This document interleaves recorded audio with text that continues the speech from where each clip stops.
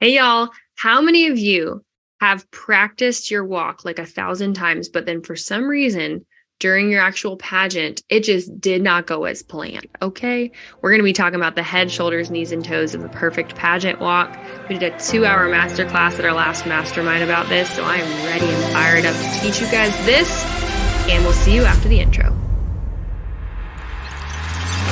Welcome to the Powerhouse Podcast, hosted by sisters, former Miss Nebraskas and a Miss Nebraska USA, and expert coaches Allie Swanson Mancuso and Megan Swanson Rhodes. Every Tuesday, we bring you a life-changing, challenging, and activating episode to help high-achieving women win their pageants, massively transform their mindsets, and dominate all aspects of life, including elements both inside and what most consider traditionally as areas outside of pageantry. Allie and Megan coach high-achieving women in all 50 states and beyond, and live to see women conquer their dreams. If you're not already part of our Powerhouse Club, join the fastest-growing group of winning pageant queens on the planet, linked in the show notes every single week. Now, let's get on to this week's episode.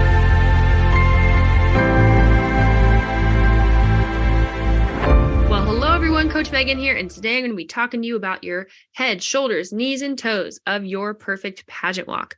Like I said at our last mastermind, our February winter mastermind, it was a winter wonderland. It was so wondrous and fun.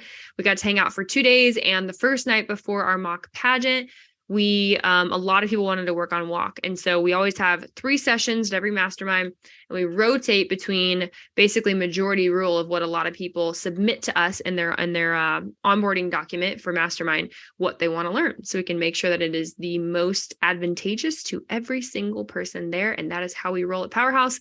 I don't make things based off what I want to learn. I make things based off what my clients need to learn and want to learn. Can I get an amen, right? Business tip for you all. So what we did was we literally went through like head, shoulders, knees, and toes to your perfect walk. And one of the things that I want to go over today, because obviously I'm not going to teach you for 2 hours, but if you join Pageant Academy, which is brand new, you can actually get our entire training session for walking and a couple other sessions as well that detail out our entire process. And I have like a 20-page document that I wrote up that literally has line by line every single thing that you should check off and work through for stage presence. So if you join Pageant Academy alone, just for that, your walk will get 10 times better, which 66% of a lot of y'all's score is literally just your walk. So just let that sink in for a second on stage. Okay. So one of the biggest things that I notice every single time that I teach walking is that people don't know how to control their neck. Their neck. What? I thought this was head, shoulders, knees, and toes. Yes. Well, guess what? What connects your head to your shoulders is your neck. And what I found is that most people that look uncomfortable on stage is because they're actually not turning their neck at all. Okay. Your neck is super powerful, determines what you see, where you see, how you see it. And a lot of times people focus on, okay, well, now I got to work on my smile. We're going to talk about next week. We're going to work on my eye contact. Or some people just focus on their walk in general. So one huge mistake not to make when you're practicing your walk is just, oh, I'm just going to practice my walk. So because the walk has so many parts to it. You have your feet, you have your knees, you have your posture of how forward or back your overall axis of your body is. You have your shoulders, you have your neck, you have your head, you have your smile, you have your eyes, and then you have your hands and your overall swinging of your arms. That's a lot. Okay. So y'all know, like in a scientific formula, when you had to do like proofs in high school, it's like the last science class that I took, or even in biology, or whatever. Chemistry, actually, whenever you're doing an experiment, you only change one variable at a time, right?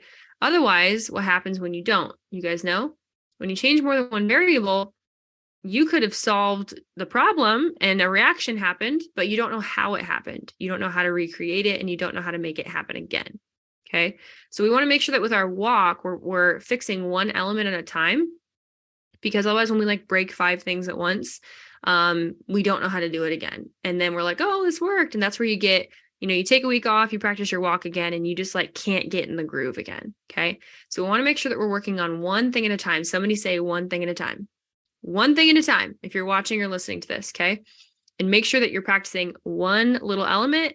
And then the second thing is give yourself grace, because normally when you fix one thing, something else breaks. And that's just kind of how it goes, because there are so many components to the walk. Literally, let's count: eyes, smile, neck, head, shoulders, access of posture, hands, overall swinging of arms, hips, knees, feet. That's like 11 things. 11 things. Can you think of, other than like interview and your overall communication, is there anything else that truly needs like 11 things that goes into it for your pageant performance? I don't think so, right? So that's quite a bit. And so the other thing that I wanted to say on this particular episode is if you are somebody who's practicing just your walk, period. Again, you might need to chunk down, which is one of our 5 mental frameworks we use for all of our coaching programs and how to answer any question, really any problem even. And you might need to separate that into the different segments of the walk. Now, if you are somebody who separates the parts of the walk, you might need to do the opposite. You might need to chunk up and just say, okay, holistically, how is my walk making people feel? Holistically, what is the vibe of which my walk is coming across to people? And you might need to actually get a little bit less nitpicky if you're getting too critical, and just take a step back and just own it and focus on the vibe and focus on how you feel when you're walking. Another big thing and a huge secret for you guys that people just don't think about is practicing that to the place of where they're turning on, really the music that they think would be possible for them to walk to. And they're not just curating the walk. They're superficially curating the feeling and before they actually do the walk. I'm trying to describe this the way that I do it in my head. So it's almost like setting an intention before you walk and making yourself think that thought so thoroughly and so presently that it becomes an emotion. We use a thought formula of how we teach all of our clients to slow down or speed up their thoughts and really analyze all their thoughts and turn it into actions and results. So if you're in the academy, you know what I'm talking about: situation, thought, emotion, action, result. So literally when you think a thought, you can turn it into an emotion, which creates an action and creates a result. So when you're sitting at the back of the stage, you're getting ready for your on-stage question, you're getting ready for any part of stage presence. What I want you to do is I want you to think that thought so heavily that it turns into an emotion, and then you act and you walk literally out of that emotion, and it turns into an action and a result. How many of you think that it would be a different experience for the audience if they could see you genuinely like creating joy, creating like, I'm sexy right now, I'm bold, I'm confident, whatever that emotion, whatever that word is of what you actually want people to say about you after you walk off stage? You need to be curating that. You need to be stirring up that emotion and literally creating it from nothing, from your thought life into the world, into the atmosphere. Did you know you actually have the power to do that?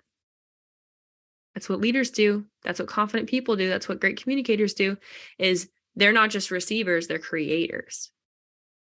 This might be the best podcast I've ever done, just being honest. Am I helping somebody right now? Okay. So I want you guys to practice this. And I can almost guarantee, like 99%, that nobody else has taught you to do this. And therefore, you probably never even quite literally thought about thinking about this. So go through each area of competition and give it a word for what do I need to be thinking about going into this area of competition to succeed.